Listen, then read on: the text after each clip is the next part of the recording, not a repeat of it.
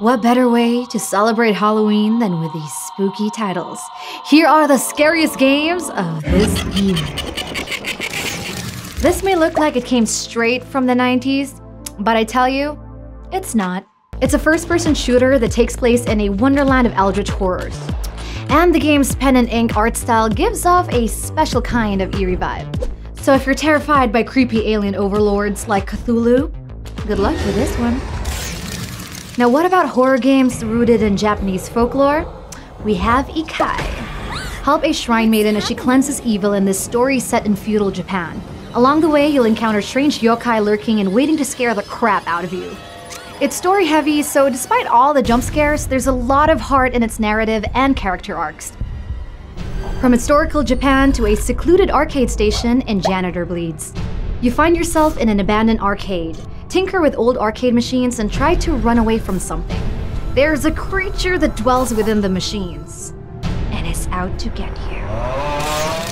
Here's another psychological horror to put on your wish list. Martha is Dead. Set during the height of World War II, you play as Martha's sister as she uncovers the mystery that surrounds her death. Themes of grief and sadness may be too heavy for some, but the scares will definitely leave a mark. Release me.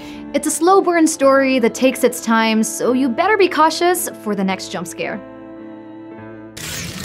Now here's an indie horror that will surely give you the heebie-jeebies. Fatum Betula.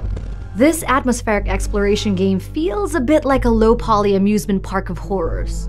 And mind you, the characters and the conversations you have with them are as much a source of horror as the world itself. With its puzzles and many endings, this game is definitely a bargain. Oh man, remember Mortuary Assistant? I hate that game. A game that made 30 and Neil scream. You play as a newly hired embalmer.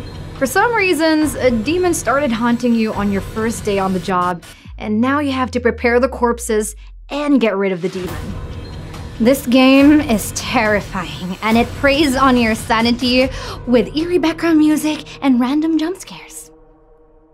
Now how about a game with multiple POVs?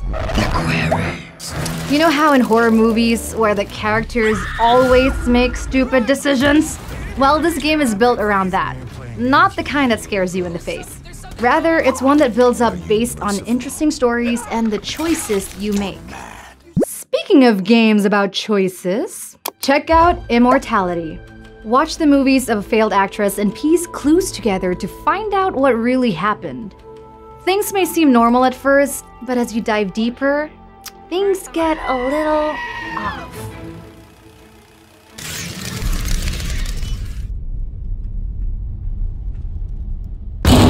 And we have another psychological horror, Madison.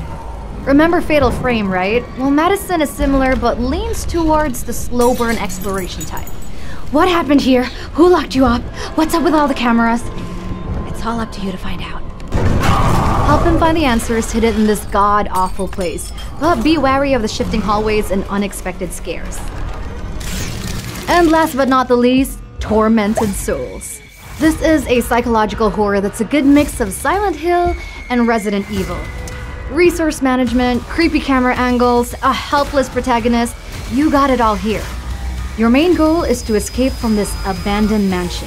Be careful, it's not as empty as you think. What the hell is going on here? This mysterious mansion has a lot of nods to the classics. The fixed camera angles are so old school horror, but even for longtime horror fans, Tormented Souls has plenty of surprises. Atrocities.